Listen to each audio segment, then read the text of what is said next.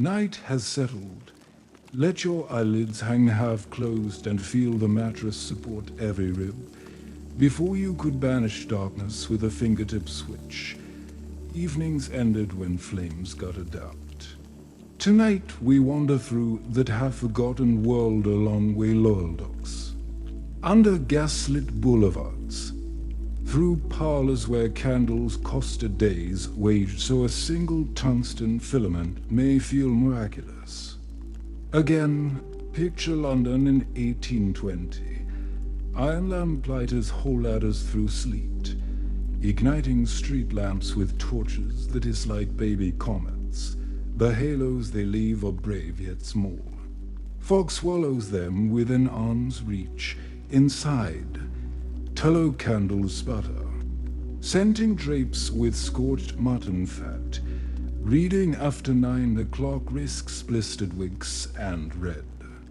Eyes, soon we will trace the duel between Joseph Swan and Thomas Edison, sift an Atlantic shipwreck for a forgotten arc lamp parts, and finish beneath Gilded Age chandeliers where electricity turns midnight into artificial noon. Along the way, gentle reminders will hush the mind. Breathe slow. Blink heavy. Notice the rise and fall of your chest, like a lantern rocking in soft wind. Keep that rhythm as we slip to centuries back into streets where darkness still speaks. Let your shoulders loosen. The journey begins. The last bell from St. Paul's fades. A hush settles where carts rattled all day. Cheapside chandlers have bolted shutters. Yet sour notes of stewed tallow linger, animal fat boiled with lye and saltpeter. Inside a modest parlor, you, an imagined clerk, strike flint on steel. Sparks hop, die. Then one takes. A sulfur match blooms. Its blue-yellow tongue lights a squat candle, 6 to a pound. The flame blossoms gold but unsteady, trembling in drafts that seep round sash gaps. Wax runs soon, but tallow drips sooner, so a tin can under the stick catches greasy tears that hiss as they fall. The scent blends barnyard and laundry smoke, yet it is luxury beside the rush lights the mill girl next door burns, wreaths dipped in leftover fat, spitting and short-lived. Books stay closed finishing, even a shilling novel might cost for nights of candle instead. Neighbors trade stories, smuggler ghosts on the South Walk shore, highwaymen hunting Hampstead. Each tale ends when the wick mushrooms to soot. Someone trims it with iron snuffles, swallowing the flame in a puff of grey. Darkness recloses like calm water over a stone. Dock planks thunk beneath casks rolled from the wailing bark Monticello. Sailors' boots leave salt. Stains shaped like wings. A Cooper prize a bung. Bay lamb oil slushes, thick yet strangely sweet, carrying hints of melon and distant seaweed. Nearby lanterns already burn the stuff flames blow cord steady. 10 times brighter than tallow and nearly odorless. Each gallon costs a week's wage and a season. At sea, sailing into sleet, chasing Leviathan, rendering blubber in tripods the size of wagons. Inside the counting house, a clerk tallies share percentages by way loyal lamp. Ink shines mirror black. Steel nib grasps paper in the hush. This brightness feels endless. Though he knows barrels can spoil, fleets may not return. And a careless elbow can topple lamp and ledger both, when the lamp is finally snuffed. Darkness pours back in like tide under a door, cold and total. Engineer Frederick Windsor unveils cast iron pipes beneath London's fashionable drag. At dusk he twists a stopcock. Coal gas roars through copper risers. and a string of glass globes burst like mantles hissing white gold along the curb. Carriage. Drivers pull reins, horses balking at the sudden glare. Passers-by stare upward, faces wash amber. Within months, 20 miles of pipe vein, the city joins licking faint, jets children ignite for sport. Blue feathers dancing till constables arrive. Doctors soon coin gasai for lamplighters whose corneas cloud with lime dust. Newspaper editors embrace the extra press hours. Pamphleteers warn of poison in parlor walls. But profit speaks louder. Shop windows glitter past 9, and thieves find fewer dark corners. Nights grow longer not by clock, but by brightness. A hand-hewn ledger above the hearth records every flicker. October 3rd, beeswax 20 minutes. Oct 5 rushlights 4. Inside the stone cottage. Light is budgeted like flour. Rushlights dry reeds dipped in bacon fat line hallways. Kitchen chores use stubby tallow sticks. A single beeswax candle, pale ivory and honey scented, waits in a lockbox for Christmas hymns. Children recite lessons by half glow. Heads close to pages so the page outlasts the day. Beyond the small window frost halos a thin new moon. The world outdoors is black and depthless. Indoors, coals settle under ash, pulsing red in slow heartbeats until sleep overtakes the room. Place deal Concord throngs with curious prescience. Pavel Yablichkov throws a lever, paired carbon rods spark, and a white arc leaps skyward electric daylight. Gas sconces turn corpse grey in the contrast. The arc lamp hisses louder than a boiler as vent and spits cinders that fizzle on damp cobbles. Ozone bites nostrils. Newspaper reporters dub it fouter domestique-tamed lightning. Too bright, too dear, too wild for households. Yet opera houses sign contracts by week's end. Hoping to lure patrons with this modern sun, magazines tally mishaps, chandeliers that put mantles, and rain embers, gas leaks that flatten tenements, arc wires that fuse copper to molten lace. Candle guilds publish broadsides warning gas corrodes morals along with wallpaper. Gas companies retort that tallow stinks of slaughterhouse lanes. Cities weighing risks against revenues. Hedge bets, candles inside. Gas lamps out, arc lights for factories, darkness becomes commodity. And safety merely another tariff.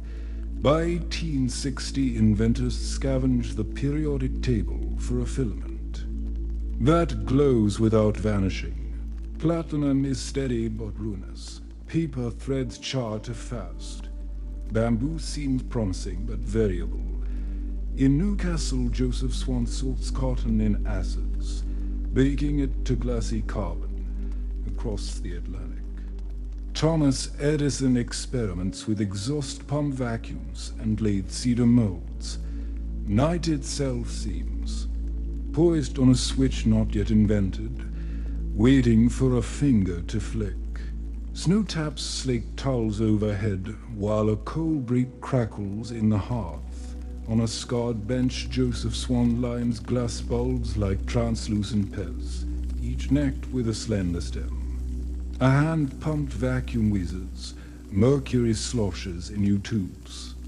His teenage son works the handles until the manometer droops toward near nothing. Swan threads a carbonized strip of cotton between platinum-leaden wires, seals the bulb with a deft twist, and closes a knife switch. The filament warms from walnut to pumpkin to deep amber. Dust motes vanish in glare.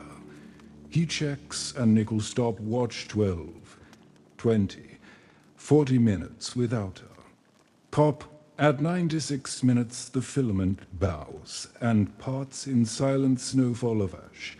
Swan smiles anyway.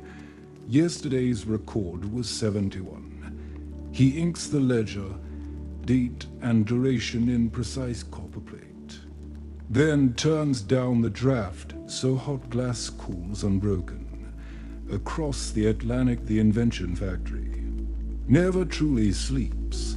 Steam radiators hiss, floorboards shine with linseed.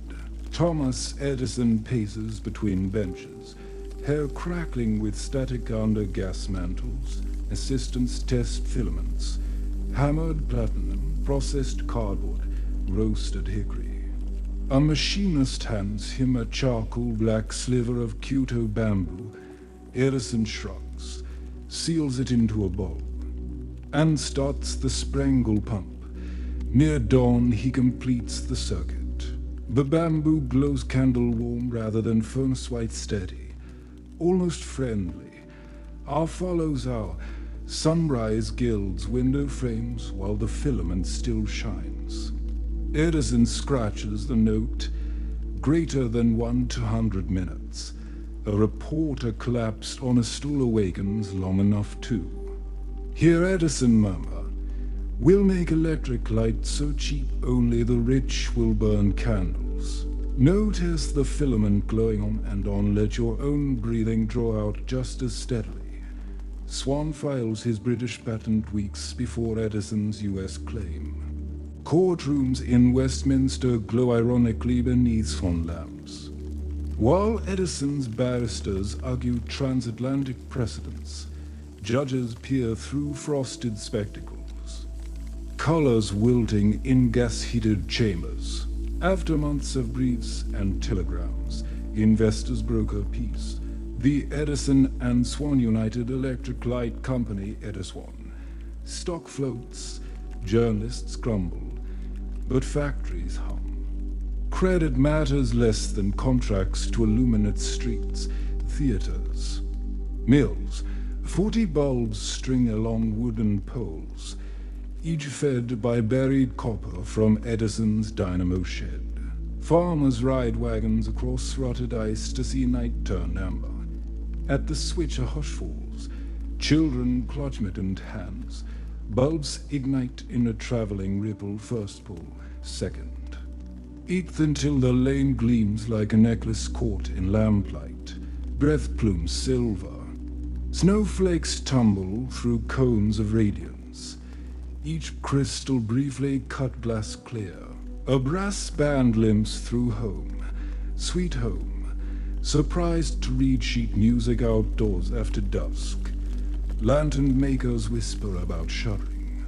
One boy sells souvenir filaments dipped in shellac 8 cents apiece, midnight chimming finds. Crowds reluctant to leave. They have never seen their own faces outdoors past sunset. Let your shoulders loosen the way townsfolk relaxed into that new glow. Cities hedge bets. Gas companies retask mains for cooking fuel. Coal tar byproducts spin into dyes and aspirin. But gas mantles linger. In drawing rooms, furniture looks kinder under their warm pink tone. Lovers still prefer flame to filament for soft faces, yet every year more parlors adopt. Screw-base bulbs, insurance agents cut premiums, no open flame. Fire brigades note declining chimney. Blazes, candle guilds pivot. Beeswax for weddings, scented tapers for fashionable boudoirs. Darkness has become a choice, not a dictator. Arc lamps remain in shipyards, cathedrals, river bridges. Their crackling daylight lets riveters weld iron at midnight. Lets masons lay stone after supper, but the hiss exhausts choirs, and carbon soot blackens fresco saints. When incandescents reach 16 candle power with frosted globes, even bishops sign requisitions. By 1895, St. Paul's nave glows under tungsten steady hutch. choristers no longer squint, and marble angel lose their grime. A Pelton wheel in a mountain creek turns a dynamo the size of. To barter churns, copper wires snake up a hollow to a general store. Into cabins spaced miles apart. Saturday dances now well past 10 fiddle reels echo through tulip poplars while kerosene lanterns gather dust on rafters. Children recite spelling lists by single bulbs, marveling that pages stay white rather than honeyed brown with soot in winter storms. The wheel clogs with ice, locals chop it free. Not from mills or mines, but so grandma can finish her patchwork beneath dependable light. Feel the reassurance of that cabin glow. Let it settle over your own closed eyes. Crystal chandeliers weighing to tons, each glitter above parquet polished mirror smooth. 600 carbon lamps per fixture, cooled by hidden ducts. Debutantes in satin gowns stand still while maids pat down stray feathers. Under incandescent glow rouge appears gentle. Diamonds spark, but never glare. At midnight the orchestra leans into Strauss. Hosts have lamps dimmed to have voltage electric twilight softer than gas, yet one valve turn away from full noon. Guests whisper that the light flatters without smoke, without hiss, without matchstick fuss. In gallery seats, eating socialites realize candles now mean nostalgia, not necessity. Imagine the plastic rock near your bed silent, waiting. Think of tallow and whale oil, coal gas and platinum coils, carbonized bamboo, court petitions, creekside dynamos all funneled into that fingertip gesture. Yet tonight, you needn't lift a finger. Darkness costs nothing, and sleep is generous. Draw one long inhale. As calm as a filament cooling from amber to crimson to soft invisible gray. Exhale longer still. You may notice thoughts dimming the way a bulb's afterglow fades, leaving only the hush of night. Rest in that hush. The next segment will begin when you're ready. But it can wait. A grey North Sea drizzle stripes the skylight of Joseph Swan's home laboratory, turning each raindrop into a brief lens that scatters light over benches stacked with retorts and bell jars. The room smells of shellac and warm paraffin. A small coal stove clinks in the corner. Its iron lungs exhale an even heat that keeps glass from shocking.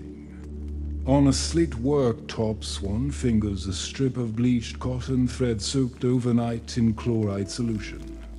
His plan: drive off everything but carbon, leaving a black ribbon narrow as a reed yet strong enough to glow without breaking.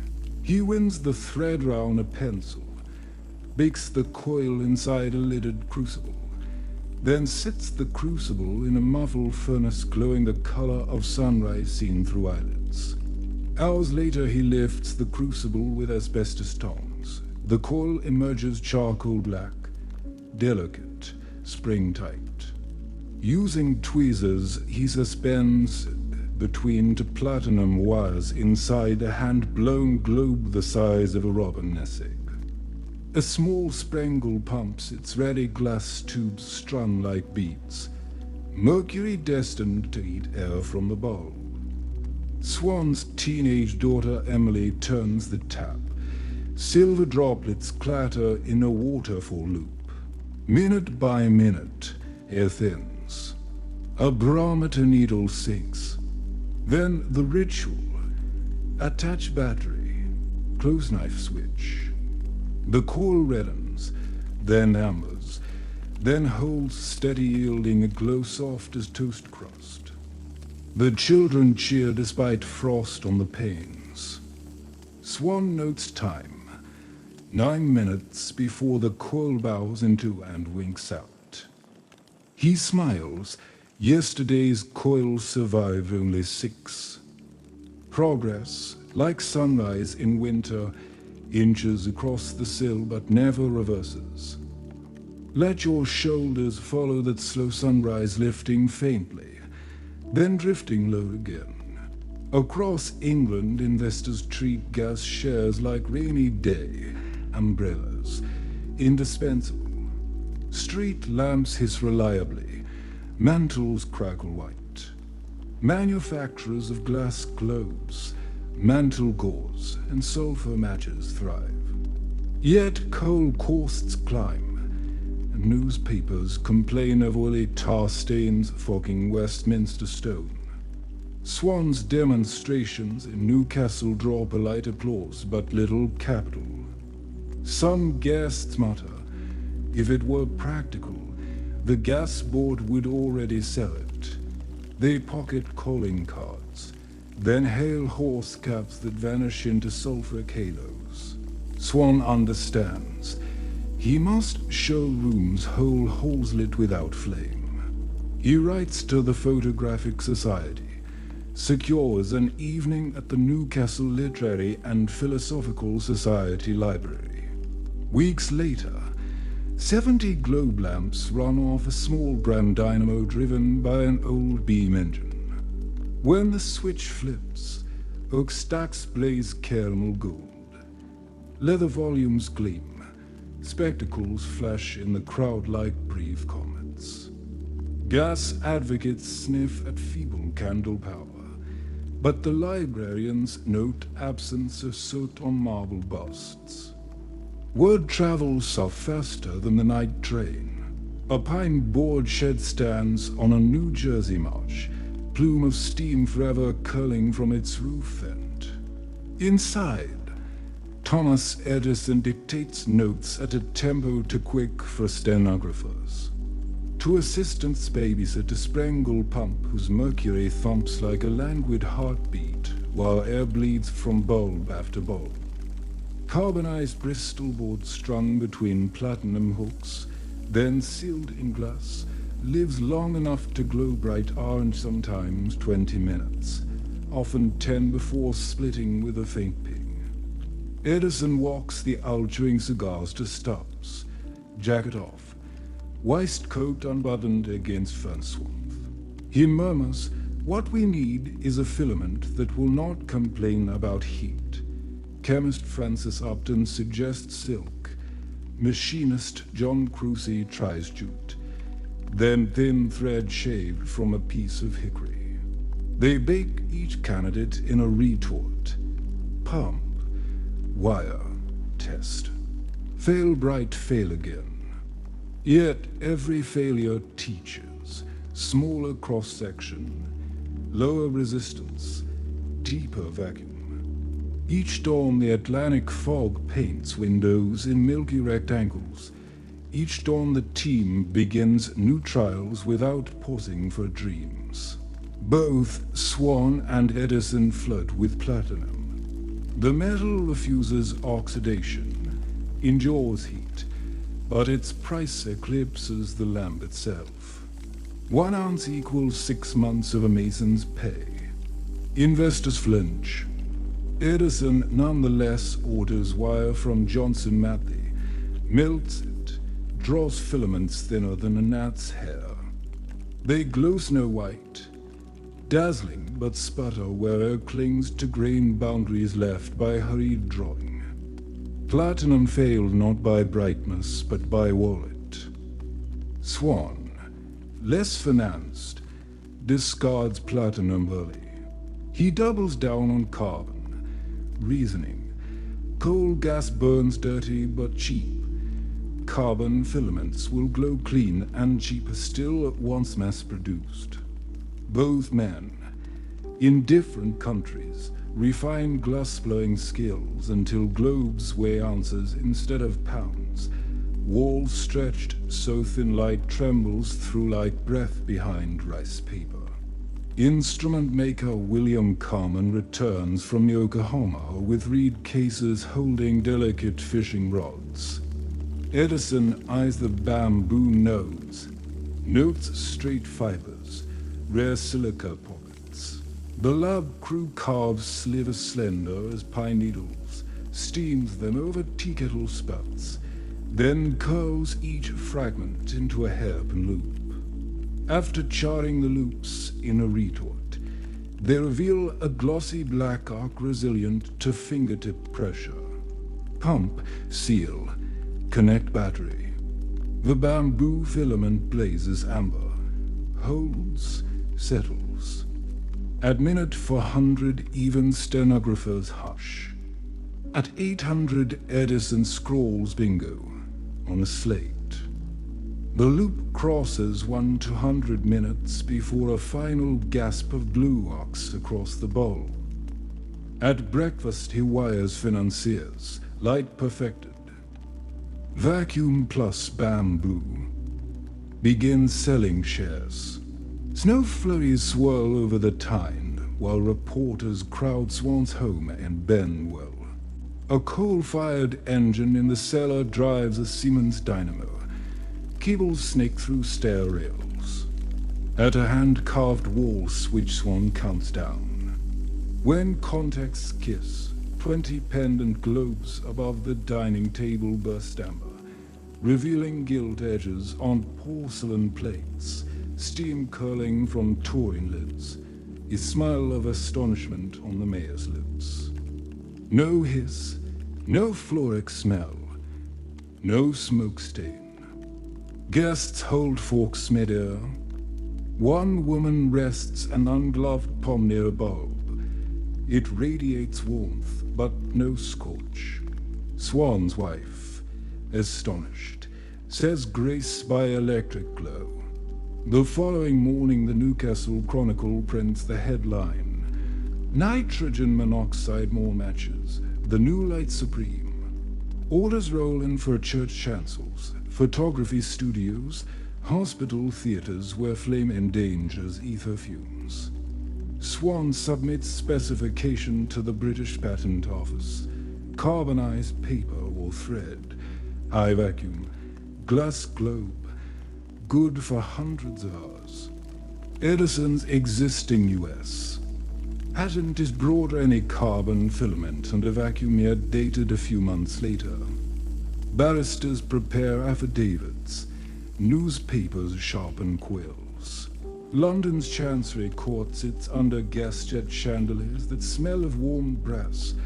Edison's counsel requests demonstration Swan's lamp, ironically, supplies the illumination. Judges peer at claims through newfound brightness. After weeks, the court rules Swan's UK priority stands. Edison must license his own design in Britain or forfeit the market. Investors frown. Fighting over island customers is expensive. Enter financier James Anderson, propose a merger, share royalties, corner empire markets together. Thus Edison is born, turning rivalry into stock certificates. 40 poles line Christie Street, each capped with a glass bulb.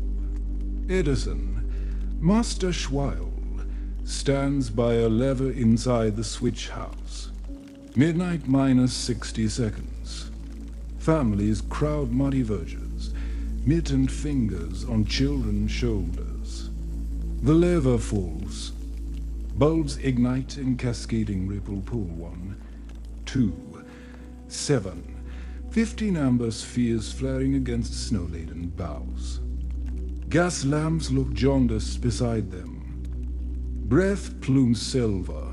Fiddlers strike home. Sweet home, astonished to read sheet music outdoors after dusk. Bulbs hold, unblinking, until moon sets behind leafless oaks. Lantern makers mumble extinction fears. Candlewick spinners count severance weeks. A boy sells souvenir carbonized bamboo loops preserved in shellac vials 8 cents each. Edison smokes a fresh cigar despite doctor's warning, eyes reflecting filaments bright as tiny harvest moons.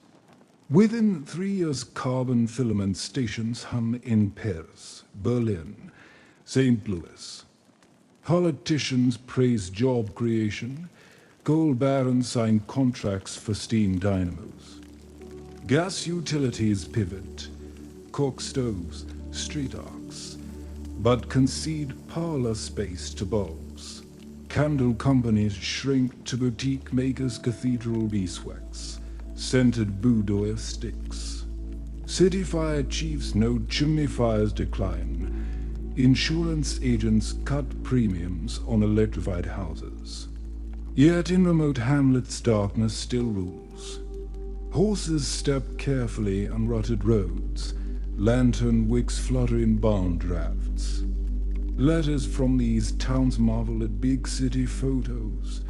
Night streets glowing like dawn, wondering when wires will stretch their way. Imagine standing between two worlds. Behind you, streets of tallow shadow and gas hiss. Ahead, boulevards soft lit with silent glass poles. Feel how darkness shrinks, not from explosion of brilliance, but from quiet continuity light that asks nothing but a fingertip. Dawn haze lifts above lower Manhattan as workmen in canvas aprons unbolt cast iron grates lining William Street beneath. Fat copper conductors snake through brick culverts toward a red brick powerhouse on Pearl Street. Inside, 6 jumbo generators, each a 27-ton iron stallion, shiver under belt drive. Thomas Edison. Eyes-ringed charcoal from all-night wiring. Checks a bank of knife switches. At 3 o'clock p.m., he slams the handles forward. Steam valves inhale. Dynamos groan into synchrony. Voltmeters steady at 110 V. Across 800 buildings, carbon filament lamps swing amber. Shouts echo from printing houses suddenly bright as high noon. A banker scribbles the first electric light ledger entry. A milliner in Maiden Lane stitches ribbon beneath glow that never flickers. Wall Street reporters jot headlines about an underground sun. By dusk, Pearl Street hums like a cathedral organ. Each generator a pipe in a 6-note chord. 3 weeks later, Joseph Swan joins engineer John Howell beneath Holborn viaduct arches. Their brush dynamo, smaller than Edison's but sleek, spins under a steam engine borrowed from the Metropolitan Railway. When its switch flips, swan lamps blossom along the viaduct, tossing warm spill onto iron balustrades and handsome caboose. Gas companies dispatch observers who note candle power, glare indices. Maintenance hours. One writes cryptically, if they solve meter billing, our nights are numbered. Meters indeed loom. Edison patents a chemicals ink plate register that darkens in proportion to unpowers. Swan prefers a clockwork escapement counting rotations. Both still misread during thundershocks and accidental earth faults. Customers, thrilled at smoke-free ceilings, pay based on guesswork and trust. Demand explodes in rural Antrim. Women weave cotton threads onto brass racks for chowing. In Menlo Park, workers slice Kyoto bamboo by lamplight 12 hours straight. Kerosene furnaces glow devil orange, baking filaments until they curl like black calligraphy. A single ton of bamboo yields 8,000. Loops still. Orders dwarf supply. Rail cars stacked with cedar crates rumble toward bulb plants in Newark and Sunderland. Newspapers dub it the carbon gold rush, yet carbon's weakness shows. Filaments sag after 300 hours. Bulbs blacken with carbon vapor. University labs in Berlin tinker with osmium. Chemist William Coolidge begins sintering tungsten powder under hydrogen, but tungsten cannot yet be drawn to hair-thin wire. For now, carbon reigns fragile king of a fast-brightening world. Coal-gas conglomerates rebrand as illuminating fuel companies, touting mantle upgrades infused with thorium oxide cheaper than electricity, they claim. And warmer in hue, they install free street corner lamps near electrified districts so pedestrians still think kindly of flame. But mantles hiss, soot drifts, and matches still burn fingers. Shopkeepers who stay with gas watch customers linger longer under their electrified competitors' glow. Gas magnates pivot, advertising cook stoves, water heaters, and a new luxury gas refrigerators. Darkness, however, is slipping beyond clawback within a year. London bankers host soirees where Edison bulbs screw into brass sockets of Swan's own design no. Bare wires, no soldered drips. The base turns snug, clicking into internal spring tabs. Households soon unscrew spent lamps like fruit from a branch, exchange them at ironmongers for small credit. In America, Edison insists on bayonet caps. Adapters proliferate, turning bulb swapping into an early lesson in international standards wars. And Newcastle widow writes to the Times, I change my globe alone. No chimney sweep, no lamplighter on ladder, no grease left to scour. I feel mistress of my night. Her letter seeds a marketing slogan. Electricity independence after sunset. Paris 1883. During a charity gala, a maitre d' drops a candle into muslin drapery. Flames race to the ceiling. Fire brigades arrive fast, but 140 guests flee singed. French insurers crunch numbers. Carbon bulbs cut open flame risk by 98%. Premium tables flip. Electrified venues pay less than gaslit cafes. Broadway theaters install bulbs behind ruby domes to mimic footlights but keep actors cooler. Chandelier makers adapt crystal arms to hide wiring inside hollow glass tubes. Safety, once marketing afterthought, becomes incandescent's quiet ally in every board meeting. United States, 1897. President McKinley's rural free delivery brings smell. Soon farm-like cooperatives bring current. Pole lines follow fence rows over prairies. Nebraska farmer powers a 30-volt DC wind charger atop his barn, charging glass-wet cells in the tool shed. His wife threads needles at 9 p.m. For the first time in her life, their children whisper ghost stories beside an unblinking filament that hums almost imperceptibly with generator ripple. Across the Atlantic, Danish dairymen wire bulb sockets into cow sheds. Milk yields rise because cows fed under dawn-bright light think sunrise comes earlier. Electricity begins to reshape circadian rhythms, not just for humans, but for beasts. 1904. Austrian chemist Carl perfects ductile tungsten drawn through diamond dyes. The new filament burns whiter, sips half the current, lasts 1,500 hours. Carbon factories pivot or perish. Bamboo forests rest easier. Cotton charring plants auction vats.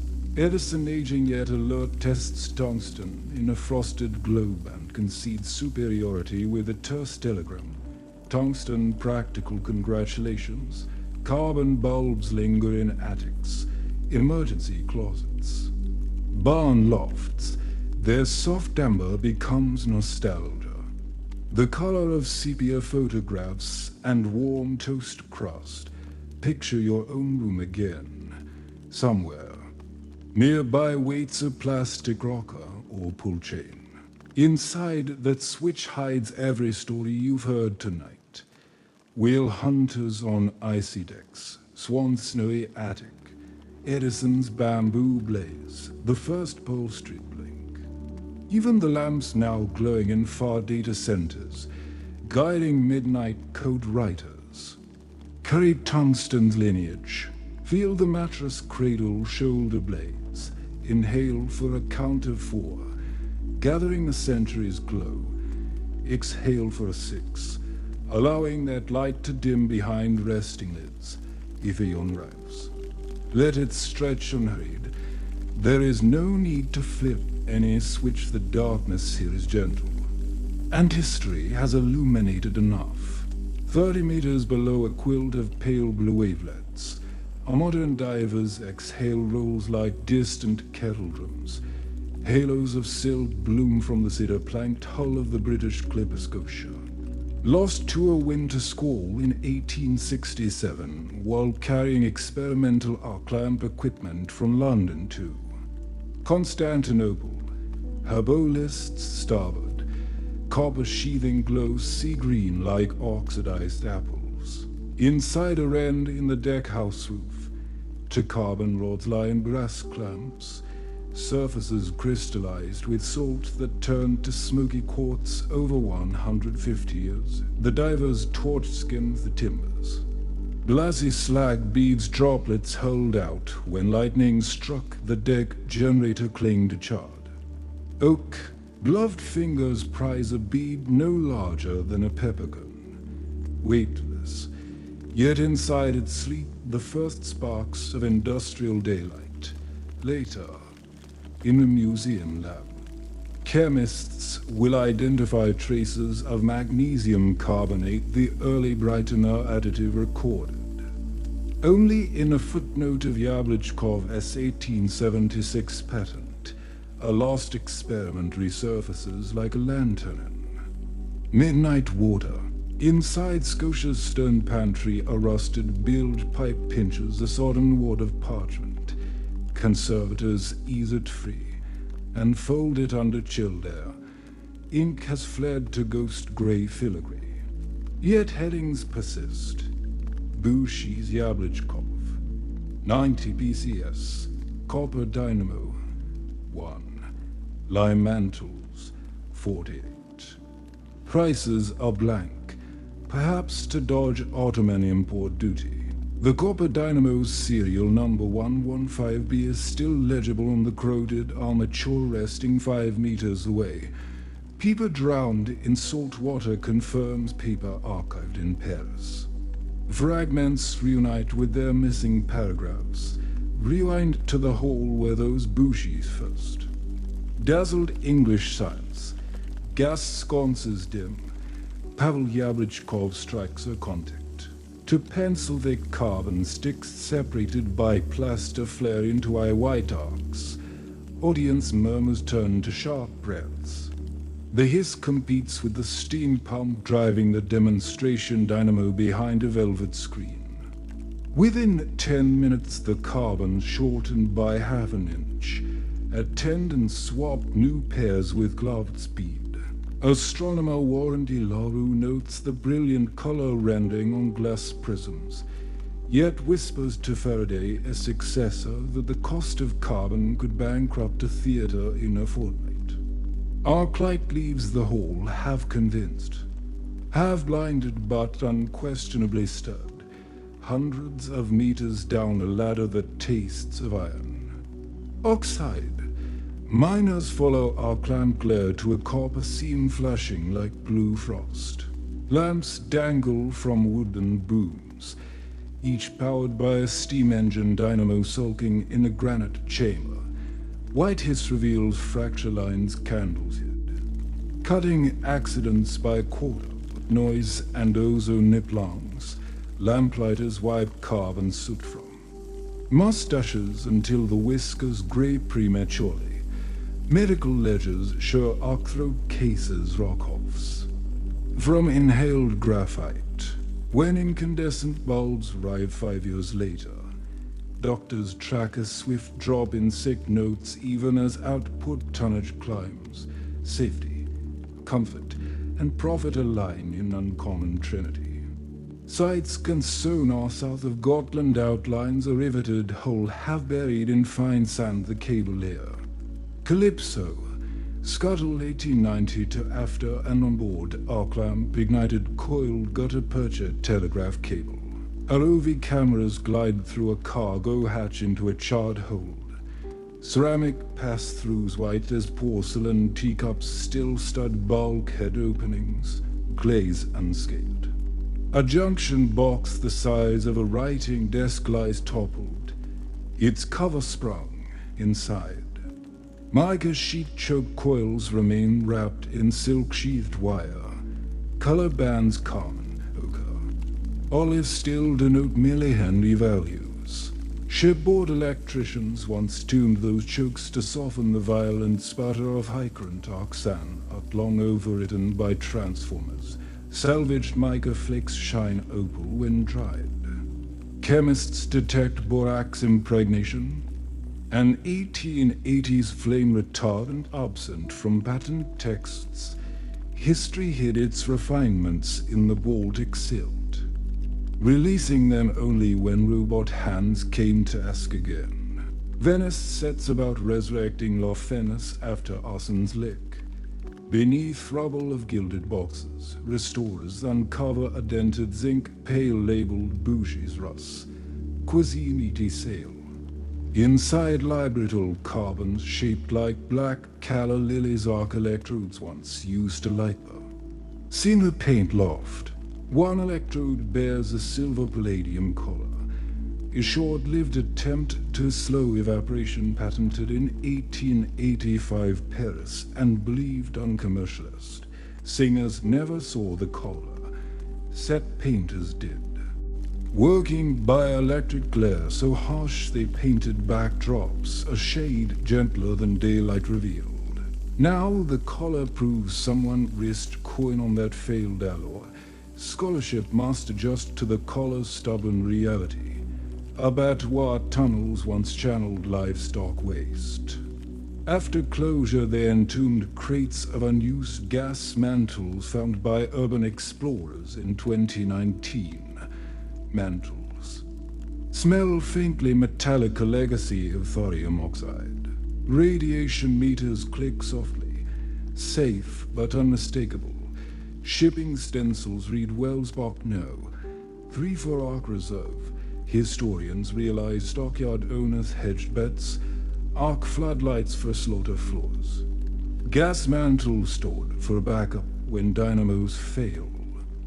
Light, like meat, had supply chains and contingency plans. Utility crews opening trench for fiber optics, peel back sandstone curbs, and discover cast iron lamp bases stamped Edison and Swan at 1883.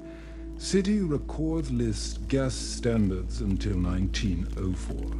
Evidently an unreported incandescent trial lit this block near Circular Quay, under each base. Ceramic insulators and sand-bound copper fragments remain. The archaeology team 3D scans the footing, proving early electrification reached further and sooner than municipal ledgers at midnight. Maps must redraw. Wreck beads, arbor collars, mica chokes. Thorium mantles each artifact is a tiny pilot light revealing forgotten turns of the path to. Steady bulbs and silent leads. Part B will follow those clues forward into tungsten's triumph, neon's carnival glow, and the glassblower's final pivot to vacuum tubes. Newcastle Scotswood Road smells of coal smoke and newly tanned leather. Inside a long red brick shed, girls in poplin pinafores thread carbon loops onto brass racks. Each loop once came from Q to bamboo, sliced and charred in gas-fired retorts until it gleamed gunmetal black overhead. Skylights are half-white with lint. Winter sun filters through like light through parchment. A forewoman taps a brass bell time for flash coating. Workers slide racks into iron chests, clamp lids and flood them with hydrocarbon gas. An electric arc zaps the mix. Carbon vapor plates each filament with a skin of sparkle black soot that evens resistant sand. Deepens glow, the process shortens filament life, but brightens it. Quantity beats longevity while factories race demand. Outside, barges queue at the quay, as stenciled crate reads for a port set Suez onward. Carbon light is leaving England for nights that never knew coal gas streets, in a drafty loft. Near Alexanderplatz, chemists Alexander Just and Franjo Hanneman heat powdered tungsten and hydrogen. At 3000 Celsius, the powder sinters into a brittle rod. They sand it, stretch its snap. Try again, adding a pinch of potassium silicate. This time the rod draws to thread under diamond dyes, shimmering silver steel, thinner than a spider's anchor line. A hush fills the room. No hiss, no sputter. They coil the wire on a mica jig, seal it in a small bowl, and pump until barometer needles dive. When current flows, tungsten blazes white, hotter than any carbon dare. After 200 hours, the wire still glows, the glass, though grimed with tungsten oxide. Stays clear enough to read a watch face. Berlin papers hail Kaiserlicht, investors hail patents. Carbon's reign has met a nobler metal, Thomas Edison, now grey-bearded, peers through pince nez at a tungsten lamp glowing on his desk. He taps the bulb with a fingernail, glass rings like a teacup. He dictates a memo, tungsten practical. Congratulate the Germans. Assistants note the absence of bitterness. He turns down the laboratory's last carbon chandelier that very afternoon, leaving bamboo filaments to glow only in museum cases. Carbon will remain in attic trunks, emergency closets, barn lofts, but in lively rooms tungsten dawns. Lord Kelvin declares tungsten lamps wasteful, electric railways need the current more. Journals print charts. Watt hours per passenger mile versus lumen hours per shilling. Lobbyists trade bulbs. The public chooses light. Department stores install mirrored ceilings washed in tungsten gold. Shoppers linger, pockets looser. Kelvin's graphs yellow in archives. Yet his caution seeds a future discipline energy efficiency that will later count every lumen. Again, no man's land shudders at midnight. Carbon arc searchlights bloom like captive moons, their white cones scraping cloud bottoms. Generators throb behind revetments. Each lamp drinks carbon sticks faster than a rifle drinks bullets. But planes cannot bomb in darkness anymore. Soldiers' shield dies, stamping mud-heavy boots. Arc light erases color, turns cocky to ghost silver. When dawn burns trenches rose pink, spent carbons lit a duckboard's charcoal bones of a night-long vigilance in civilian streets far behind. Tungsten bulbs now feel homely, safe. Almost gentle by contrast, Rue Montmartre blazes are in dread under the first large neon sign, CIN. Opera, George's Claude's sealed tubes fizz with argon starter, then settle to a steady blood orange halo. Passers-by gape. A baker drops his baguette. Neon drinks little power. One transformer hum replaces 20 bulbs. Soon cafes line roofs with looping script like no. Longer spills from bulbs but floats, bending into letters. Carbon filaments watch from dim shop windows like relics in a church nave. Lovely, but yesterday's saints. The same glass workers who once blew lamp globes now flame seal slender tetrode envelopes for radios. A unit supervisor walks the aisle. Tip-off temperature 1240 F.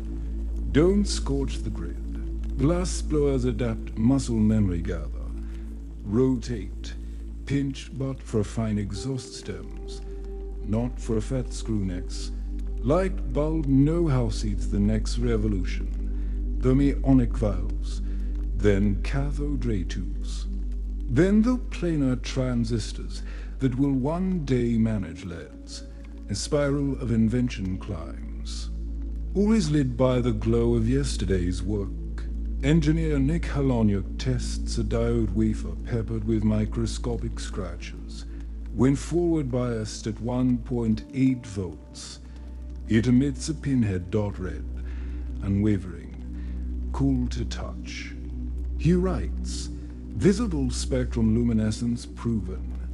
The dot is dim, costlier than tungsten. Good only for instrument panels, still. Its promise is silence, no vacuum, no filament to sag, no glass to sooty coat. Half a century later, its children will thread blue and white across city skylines like orderly constellations, sipping what's carbon filaments could only envy. Across wrecked clippers and midnight factories, through bamboo loops and Joan wire. The story of night's defeat has lengthened gently, much like your own breath. Feel the mattress accept your weight a shade deeper. Notice lids heavier than tungsten, but lighter than glass. There is no switch you must reach for.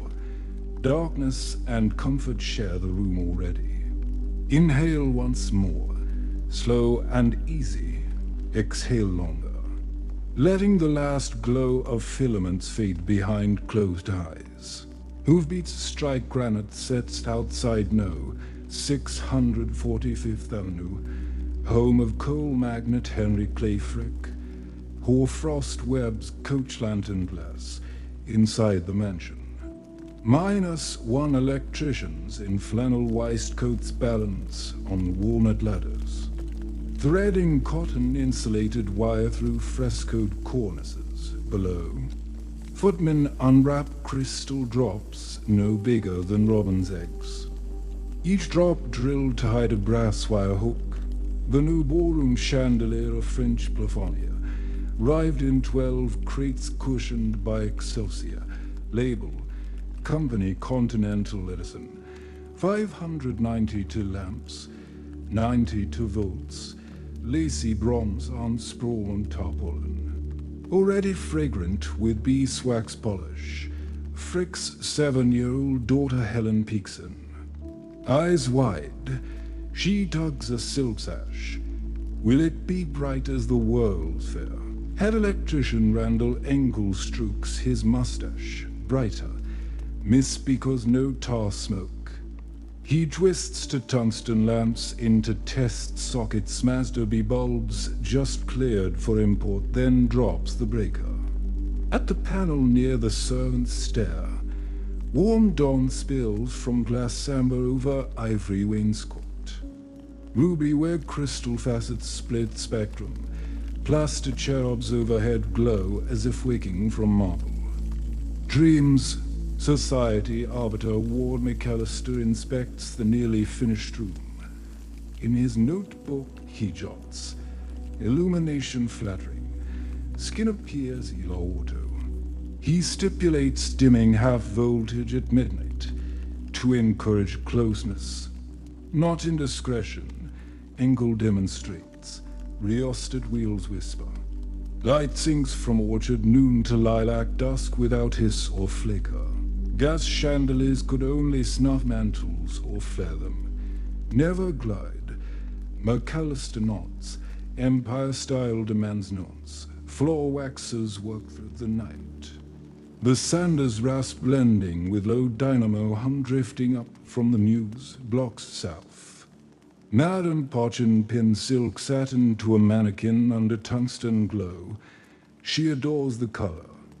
rendering violet stays violet, not the muddy eggplant Gaslight delivers. Patterns cut for tonight's cotillion feature, jet beadwork chosen precisely because black stones drink electric gold, turning every whalebone bend into starlight. Her assistant counts minutes between filament flicker. There are none. Sewing machines chatter. Time once wasted on staking mantles becomes hemline profit. Chef Charles Ranhofer tests pate. Showed beneath newly installed ceiling lamps. He needn't station a scullion with tallow torch to judge pastry blush.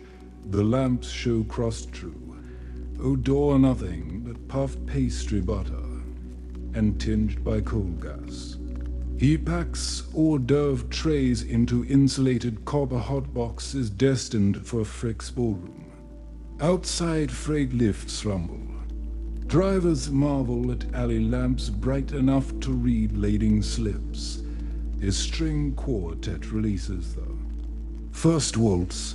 Chandelier lamp 600 filaments ignite in 3 circuits, each delayed by half a breath so the ceiling seems to bloom. Gilded cornices glitter. Diamond earbobs cast needlepoint stars on bare shoulders.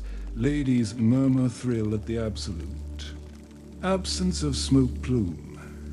Only a faint beeswax ozone blend lingers, clean as attic linen. When dancers glide, parquet reflects souls like a frozen pond under morning sun. Gentlemen compare brightness in candle power. A Yale engineer estimates 90-foot candles at shoulder height.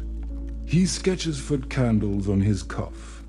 Calculates that Yale's gaslit commons needs triple fixtures for same visibility. He vows to wire. Alumni Hall before next Founders Day. At 12 precisely, a valet by the service corridor twists rheostat knobs. The chandelier's inner circle dims to half, outer ring falls another quarter. Drawing curtains of shadow between gilded pilasters, music softens. Whispered confidences rise. In half-light, satin turns to liquid, diamonds to dew. Servants slip through panels, refilling lemonade urns by the glow of small frosted globes tucked under sideboards. No paraffin wax strips to mar damask linen keepers give thanks. Departing guests step into hansoms, now sporting Edison side lamps run off compact nickel batteries. Under seats, lamps pierce January fog. Drivers boast they can spot potholes 3 lengths ahead. Saving springs. Street urchins run beside wheels shouting sunshine wagons. A new trade name printed on brass badges. Ballroom now empty save cleaning crew. Filaments cool from molten gold to cherry, to ember, to barely visible hair gray. Floor manager notes no soot on ceiling roses. Roses themselves still smell of plaster and faint talc, not the stale tallow kiss post gasket. Gailers know. He pencils a line in ledger. No polishing required before next vent. Savings, 3-foot man-hours per function. Within weeks, rival hostesses book the same electricians. Tiffany advertises chandeliers optimist for tungsten. Hotels along 5th Avenue run classified. Ads boasting no matches needed. The Delmonico dining room retrofits ceiling coffers with frosted globes. Supper clubs lengthen hours to 1A. Trust patrons will linger under glow that flatters complexions and keeps coffee cups warm without. Candle scorch, a silent arms race of brilliance begins across the ocean. Vienna's hotel sorter orders identical plafoniers. The shipping clerk lists crate contents. 36 Viennese crystal arms for 112 tungsten 100V. Spare rheostat wheels, English instructions. Berlin papers coin Lichtluxus like luxury as a single compound noun in Madrid. Zarzula Theatre schedules later curtains so audiences may dine under new bulbs than stroll it. Boulevards to the show. Electric daylight begins to dictate urban circadian rhythms. This first half of the ballroom story has shown tungsten's soft triumph among elite where etiquette, investment, and technology twined like chandelier chains. Part B will follow the ribble outward, Pullman dining cars, Atlantic steamers, and the moment rural homesteads trade kerosene lanterns for a single screw-base bulb. Steel wheels chant a steady one-to rhythm as the Overland Limited climbs the Platte River Valley. In the brand-new electric dining car, frosted globes each a 30 candle power Mazda tungsten float inside brass hoops riveted to the clerestory. Linen gleams polar white.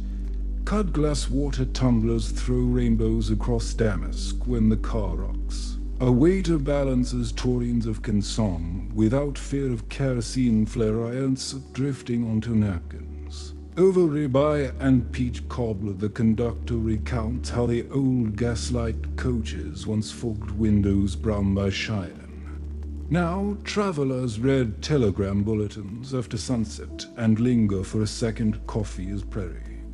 Darkness rushes harmlessly past glass. In the vestibule, a young chemist from Ohio sketches luminous efficiency curves on an envelope, comparing tungsten to mantle gas. He calculates that the dining car has 12 bulbs burned less fuel per sip mile than the former naphtha lamps, even after accounting for the extra weight of the generator.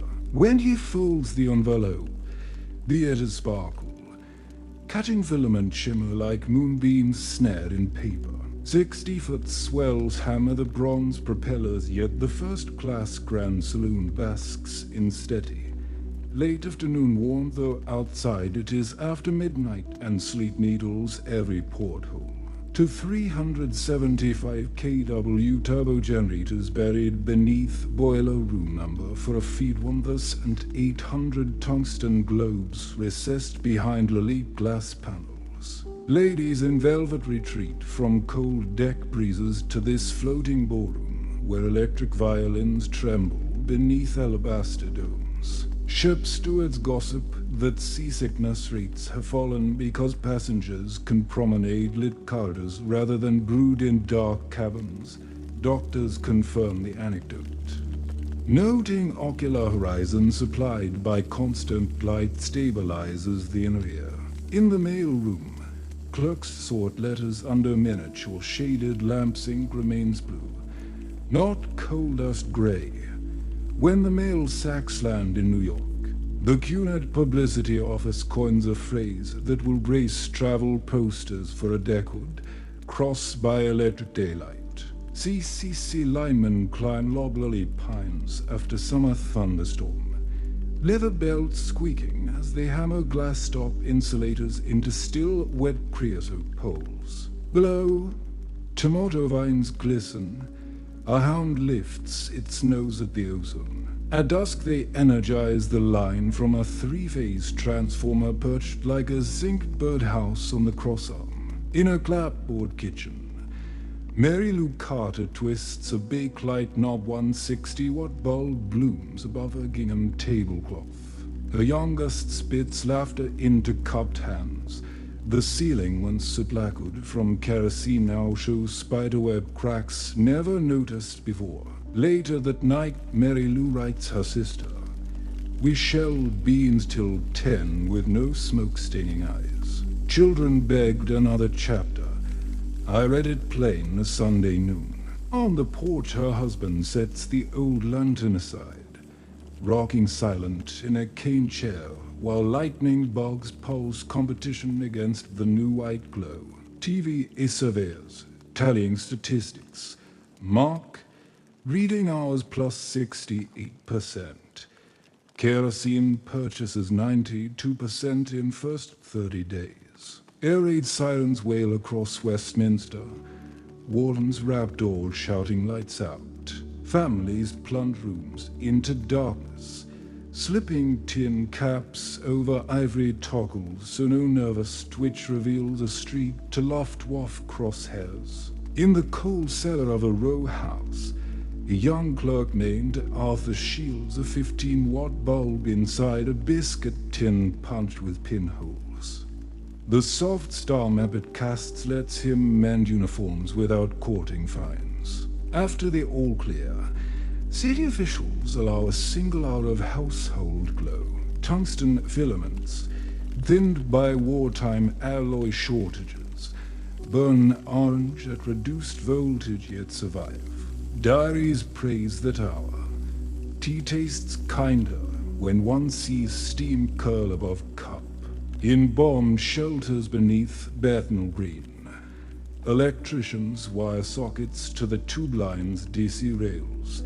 Evacuees knit socks beside twin bulbs guarded by steel cages. Light, rationed but unwavering, becomes a quiet vow that after sirens cease, normal evenings will return. Post-war optimism paints everything new. The merchandise mart installs 40,000 cool white fluorescent tubes across its show floors, boasting 50 lumens per watt versus tungsten's 12. Shoppers marvel at broad, even brightness. Yet many complain faces look hospital blue. Cosmetics counters subtly aim 60-watt tungsten spots at mirrors to restore skin tone. Sales leap 30% compared with aisles lit only by tubes. An architectural journal concludes, efficiency wins ceilings. Warmth still rules cheeks. The twin technologies coexist: fluorescence for offices, tungsten for parlors, and photographs where memory prefers a golden tint. Engineer Edison sealed the hair-thin tungsten coil inside a fused quartz capsule just wider than pencil lead. He injects methylene bromide. When the lamp reaches 250 C, stray tungsten atoms bond with halogen and redeposit onto the filament rather than blackening glass. The new bulb blazes daylight white, lives 2,000 hours, fits a pocket-sized slide projector.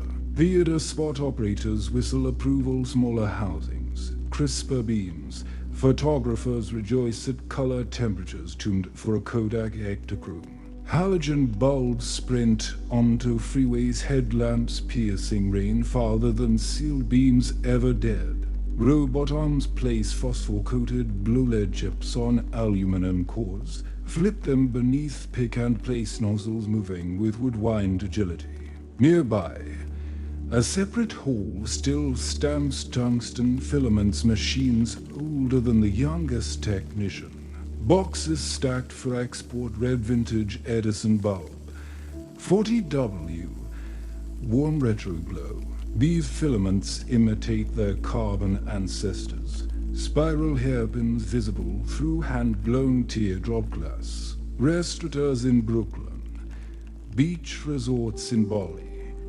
And heritage hotels in Krakow buy them by the pellet, not for efficiency, but for mood. Tungsten light has become a flavor.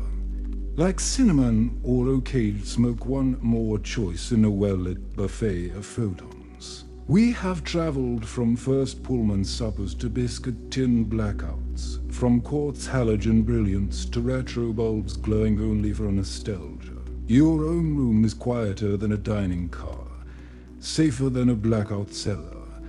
Yet the hush that settled over each scene can settle over you now. Let gravity pull shoulders deeper into mattress fabric, and notice eyelids drifting to half-light, like tungsten eased by a rheostat toward perfect dusk. Night settles softly around you now, quiet as the moment just after a filament fades. In the hush, you may still feel faint echoes of every glowy past, the flicker of tallow on a cheap-side mantle. Bamboo shining amber in Edison's shed, the ballroom chandelier blooming over Fifth Avenue. A single screw base bulb blinking on in a Tennessee farmhouse.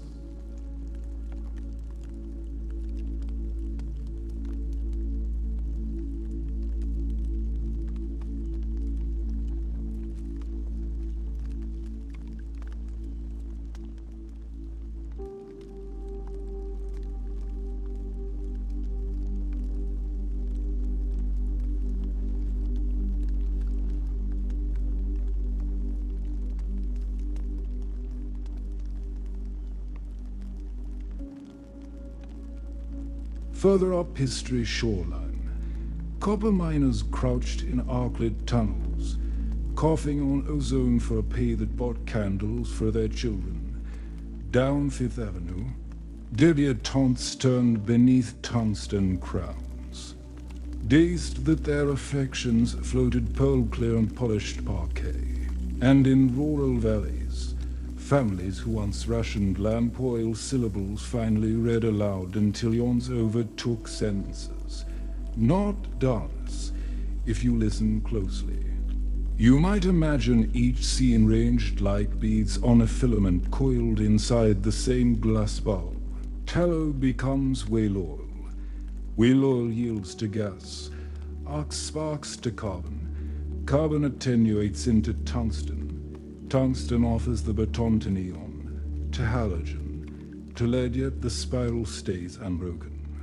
Winding forward with patient glow, progress was never an explosion. It was a steady ember carried from half to half, each bearer shielding the flame with cupped hands until the next could take it further.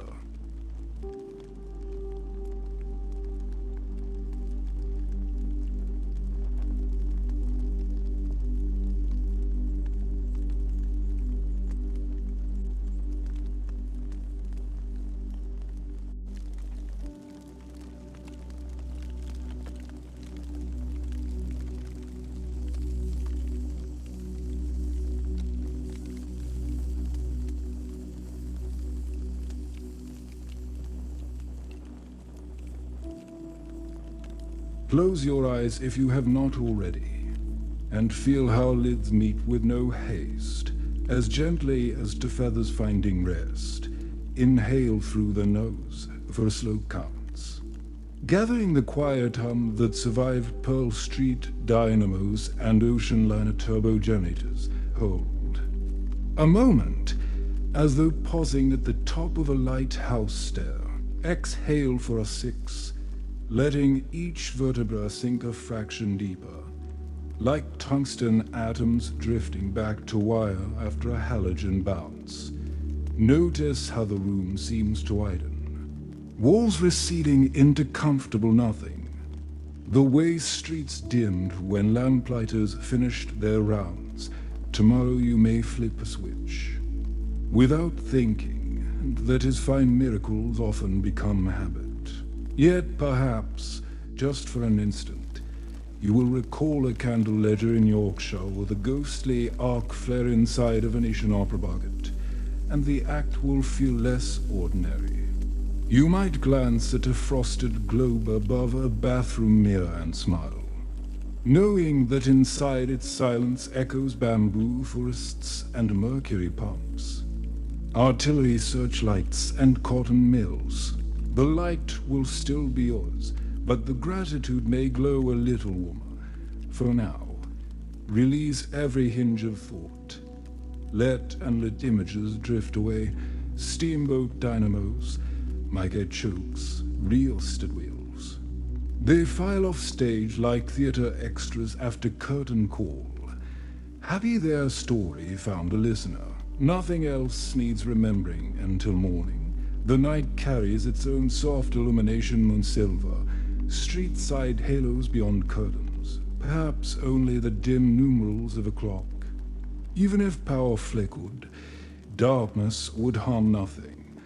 You are sheltered by centuries of invention. Yet you need not summon any of it while dreams assemble. Draw one more unhurried breath, as steady as a filament's first warm sigh, and imagine the glow shrinking to ember, to coal, to hush, Exhale longer still. Feel pulse slow, muscles unfold. Thoughts soften into weightless ash drifting on cool air. You stand beneath no chandelier, but comfort hangs everywhere, unseen. Sleep well, traveler through ordinary origins. May rest settle over you as gently as dust on a long-cooled globe, and may morning arrive bright enough to remind you how wondrous a simple switch can be why. And never so bright that you forget the sweetness of choosing darkness.